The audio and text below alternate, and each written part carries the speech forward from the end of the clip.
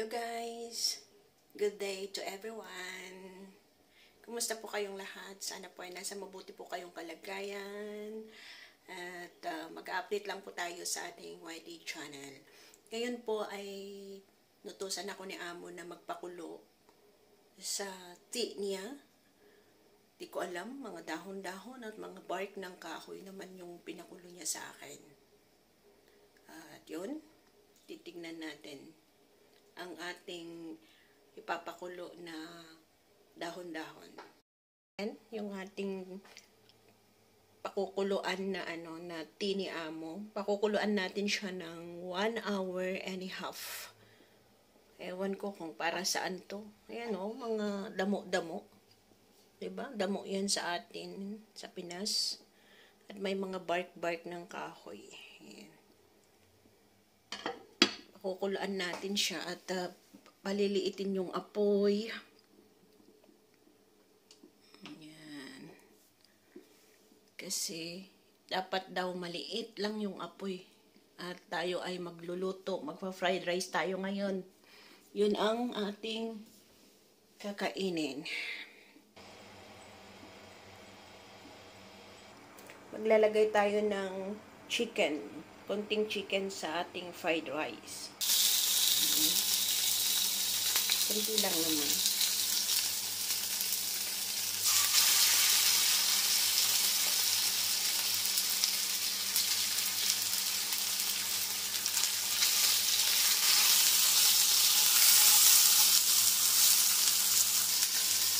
Ayan. Ano natin. Kunti lang naman ang ating nilalagay. Pampalasa lang.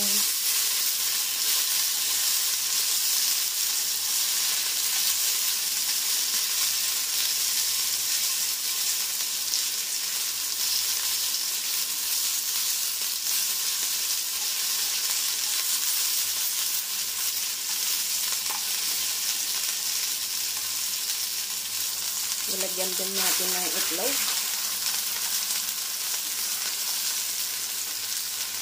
Diba? Saka natin ilalagay yung rice.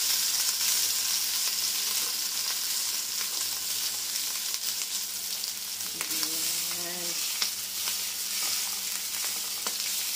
While na nagpapakulo tayo ng tea, mag-ano rin tayo ng ating kakainin. Gutom na ako. Actually, gutom na ako kanina pa. Tagal nilang lumayas. Hindi ako pwedeng magluto pag nandyan pa sila. Dami niyang utos-utos. Ngayon lang, sa alis nila, luto na at saka pinakuluan ko na yung utos niya na pakuluan ko raw yung tea niya. Diba?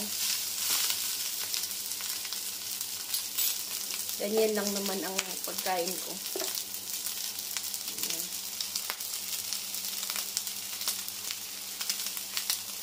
Yan ko ng spring onion. Marami-rami.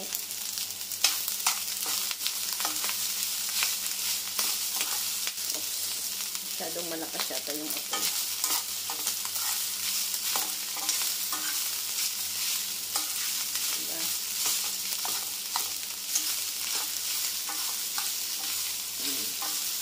Ating fried rice, ang ating tanghalian. Lagay tayo ng toyo, pampalasa.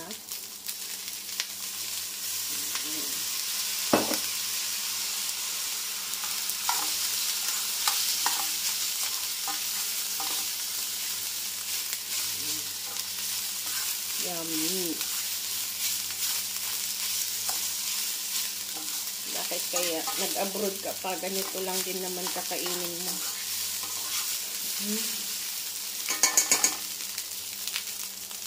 Okay na to. Yan, ang ating lunch. Fried rice with coffee. Okay na tayo dyan. Yan. Kain po tayo. Init. Tinanggal ko yung ano ko, sweatshirt ko kasi mainit. Kain tayo ng fried rice.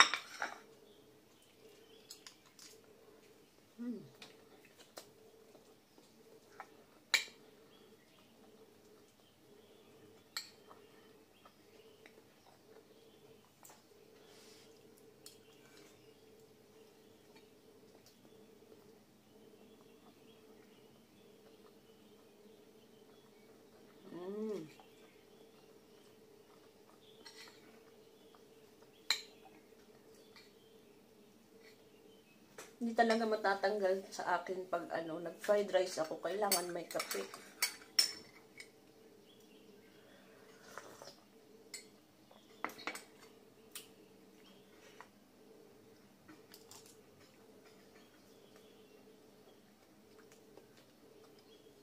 Pero sa totoo lang, bawal na to sa akin. Bawal ang kape. Bawal ang mamantika.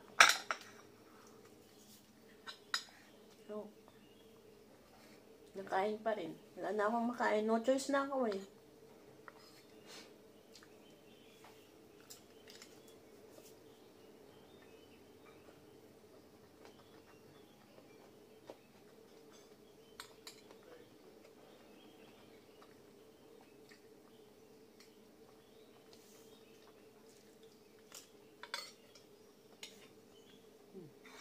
Sarap.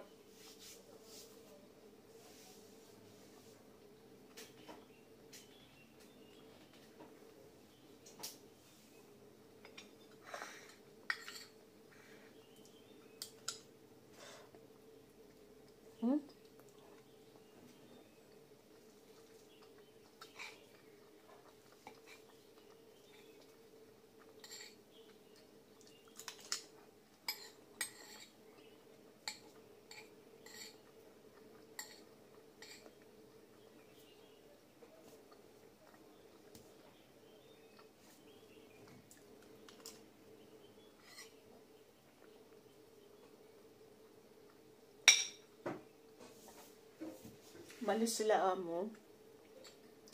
Pinasyal nila yung aso kanina. Kanina lang.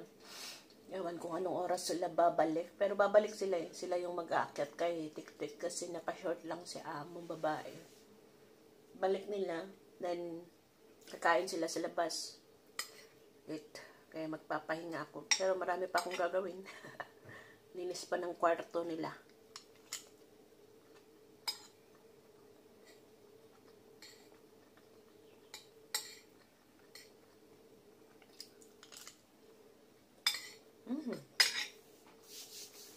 Sarap.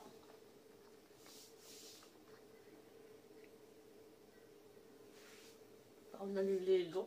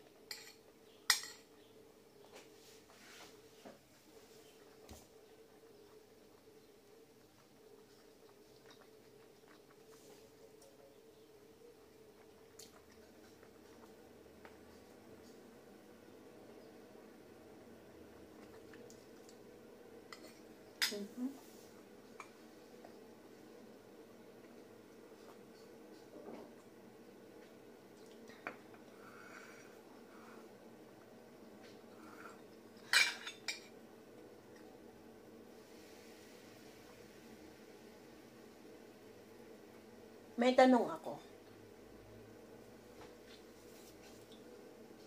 Paano nyo masabi na ang isang tao ay napakasimple? For example, sa babae. Kasi kadalasan naririnig ko ang simple mo ganun. Ang simple mong tao. Tapos pag tinanong ko, ano ba yung simple? Paano mo ba i-describe or magbigay ka ng example, sabi ko sa kanila, mga friends ko. Tapos, sabi nila, basta simple ka. Ikaw yung taong simple. Sabi ganun. Ako naman, napapaisip ako, ano ba yung simple? Dahil walang make-up or simple lang sa pananamit? Ano ba yung exact word, na explanation or meaning ng simplicity? Kasi ako, marami namang tao dyan, sila rin naman, simple lang din naman silang tignan. Sabi ko, mas parang pero sabi nila, napakasimple mo talagang tao. Ikaw yung kaibigan namin na very simple. Lahat sila nagsasabing ganun. Sabi ko, ako naman sa isip ko, ano kaya yung ibig nilang sabihin na simple lang ako? Kayo, mag-comments nga kayo, for example, kayo, ano yung pananaw nyo sa simpleng tao? How can you describe or explain na yung tao o yung isang babae ay simple? Ganun.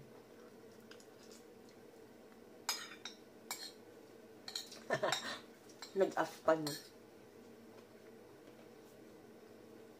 Kasi kahapon, when nagtitinda kami, may mga may mga tao doon, tapos nag-uusap-usap sila. Tinuro ako, ito napakasimple lang niya. Ganon yung narinig kong salita. Tapos sabi ko, ano kaya meron? At lagi nilang sinasabi, simple lang ako. Hindi ko alam. Lahat naman kami doon, simple lang. Hindi naman maarte.